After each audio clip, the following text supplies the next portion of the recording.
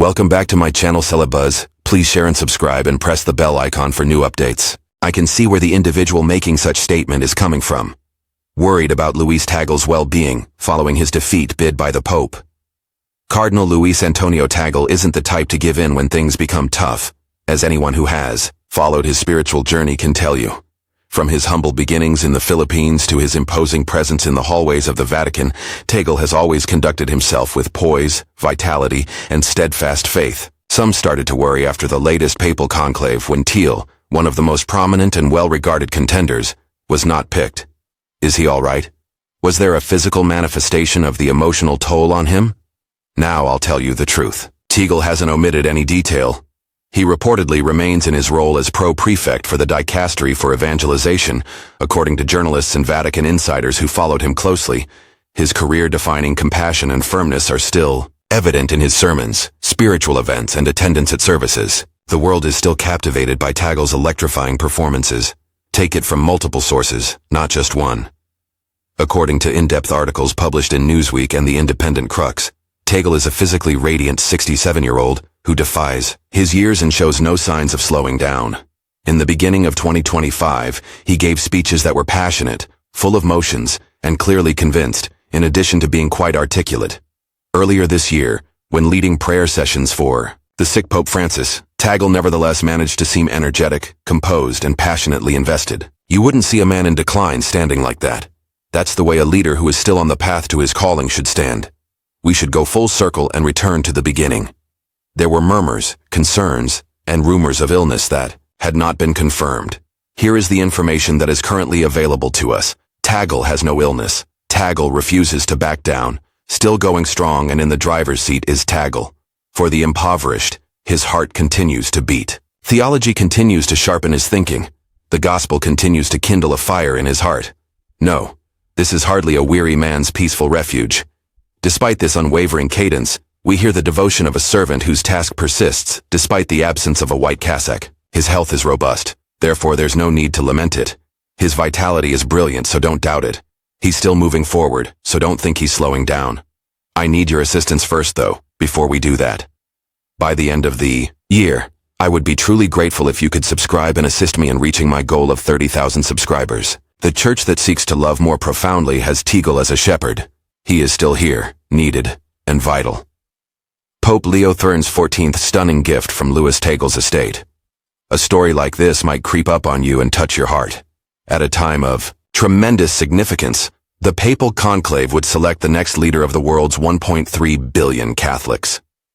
With a subtle motion, Cardinal Luis Antonio Tagle removed a sweet from his pocket and presented it to his fellow cardinal, Robert Francis Prevost. That wasn't in the cards. There was no strategy. It was lighthearted, compassionate, and human. The following day, Pope Leo I, the 14th Pope, succeeded Prevost. What appeared to be a minor act to some became something far more. An initial, charitable deed for the incoming Pope. That was Tagle's first act of charity to Pope Leo, as he would later joke. However, its significance went beyond mere sweetness. It symbolized a bond forged through mutual aid, friendship, and trust. This experience serves as a strong reminder of the importance of respectful leadership, especially today when concerns surround the Church's future and Tagle's position under the incoming Pope. Prior to the conclave, Cardinals Tagle and Prevost weren't just names floating about the Vatican. As cardinal bishops under Pope Francis, they were colleagues in the thick of church government, sitting next to one another in curia meetings. Crucially, they imparted the kind of pastoral foundation that enables leaders to be both modest and effective. They were both veterans of service overseas. While Prevost is in charge of Latin America, Tagle is in charge of Asia. They were both witnesses to the bare necessities of the poorest members of the Church. Representing the edges had been a burden for both of them. Thus, it is not empty rhetoric when Tagle characterizes Pope Leo the 14th Pope as very human, modest, and extremely discernible. Someone who knows him as a person, not just a title, has paid tribute to him. The anecdotes, the seating, arrangements, and the mutual laughing behind the scenes all point to sibling respect, even though Leo XIV hasn't openly called Tagle a brother. Sweets were my gift to him. According to Tagle, that was my initial charitable contribution to Pope Leo. Everyone smiled and breathed a sigh of relief at the same time, because of the quote. This moment was especially delicate because of the Church's reputation for being cold and distant. It demonstrated that a church based on friendship and religion still exists beneath the rituals and robes. It served as a timely reminder to all Catholics that our leaders should not be emotionless and remote. Being close, gentle, and generous are all qualities they can exhibit.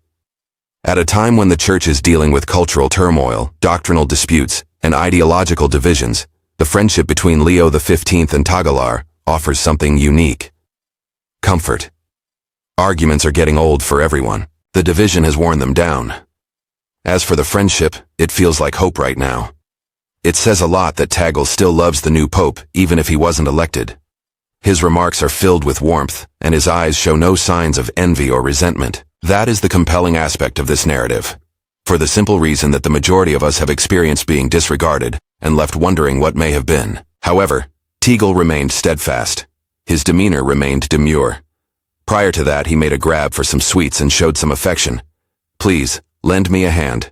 By year's end, I hope to have 30,000 subscribers. It would mean a lot to me if you could subscribe and be of service." Whatever the case may be, the two leaders have maintained a cordial relationship ever since the conclave. It is worth noting that Tagle and all senior Vatican officials were temporarily retained in their positions by Pope Leo XIV, indicating a strong belief in the current leadership. There is no air of formality or stiffness when Tagle talks. About him, that's okay. In describing Leo XIV, he uses terms that reflect his own spiritual values: level-headed, serene, and perceptive. Mutual trust is at play here, not politics. That is not just reassuring, but crucial for a church going through a period of transition. Implications of this friendship for the future of the church. Some may ask why it's important for two church leaders to be friendly with each other. This is significant because the church requires more than only doctrine. Harmony is required. It requires a community of reliable leaders who can communicate effectively through the values of kindness, simplicity, and service. Even though Tagle is still heavily involved in the dicastery for evangelization, Pope Leo XIV is the 14th Pope. With Francis as our model, the Church can carry on his work of reaching the marginalized, rescuing the forgotten, and loving without judgment. We saw a peek of the potential future in that sweet moment.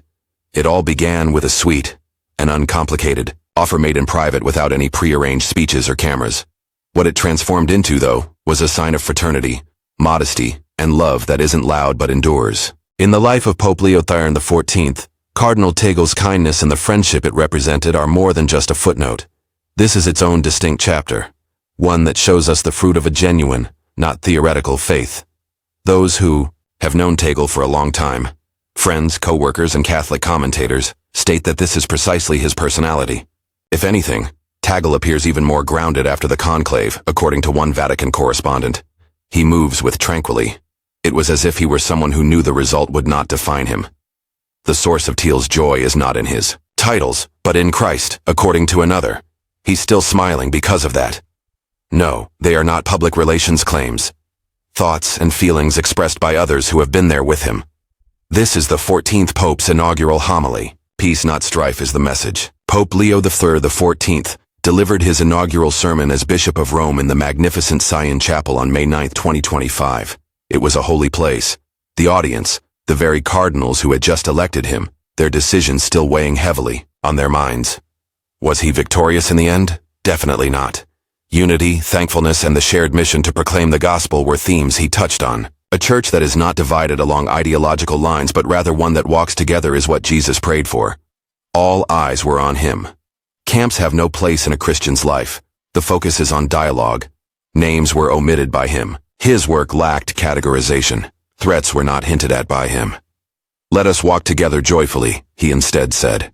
"Let us bear witness to the Lord's resurrection. So that we may boldly and humbly proclaim Jesus, let us strengthen our fellowship with him." This is a warning that any devout Catholic can take to heart. This is totally gettable. Every remark, pause, and gesture is exaggerated. Conjecture abounds, and the election of a new pope, particularly one who is not considered a public front-runner, sets off a chain reaction. Given the current state of the Church's ideological divisions, it's easy to think that a pope will rush to declare war. That was not done by Pope Leo XIV.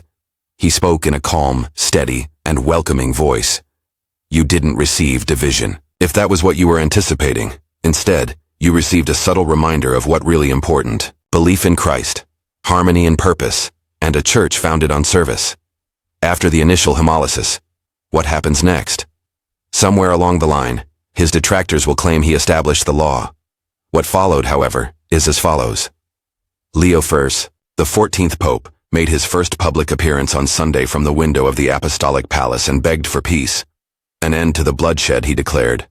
May harmony triumph. He has spoken publicly before on the need of listening, kindness, and missionary service. Across the ideological spectrum, there are themes that reverberate. Concerned that AI might one day replace humans, he issued a global warning. Not even that was a critique of the church from within. It was a problem on a worldwide scale. He commanded his followers to be close to those who were hurting and to go ahead as a community, not to exclude anyone. His remarks did not sow discord, they put a stop to it. The message of Pope Leo I, the 14th, is just what you need to hear if you have ever been anxious about the future of the church, if you have worried that political maneuvering might undermine spiritual purpose, or if you have been wounded by politics in an environment that should be a haven of peace. Choosing to heal rather than inflame the situation is his choice. Being whole is more important to him than focusing on specific groups. His sermons are more like invitations than weapons. Following his first sermon, Vatican News made the following statement: the importance of a one-on-one relationship with Christ, gratitude, and mission were all emphasized by the Holy Father. In his first public appearance, Pope Leo I reportedly called on world powers to put an end to violence and conflicts, according to Reuters. His optimistic, pastoral, and welcoming tone was characterized by the New York Times. Whether it was implied or explicit, no respectable source has ever cited or verified that he cautioned progressive cardinals. Speculation, not truth, is the so-called warning. Leo XIV is a message for those who consider themselves to be bridge builders. Perhaps you've wished for a church where you're welcomed like family, rather than a target for your anger. You may have hoped for leadership that is more of a listener than a speaker. I, Pope Leo XIII, am your man. He isn't attempting to win an ideological argument. His goal is to unite people. He isn't taking the lead physically. Faith is his leadership style. And if that's the language you speak, if the words mission, mercy, and unification move you, then he is already winning you over. A loving home that is free of strife. An attitude of trust rather than dread. A pope who, right from the start, prioritized harmony over strife. Allow the rumors to die out. The truth is more lovely nevertheless. Both the words and the tranquility have been made visible to you. It is now yours to keep. The world can discuss factions all at once. Join me as we go forward as a church.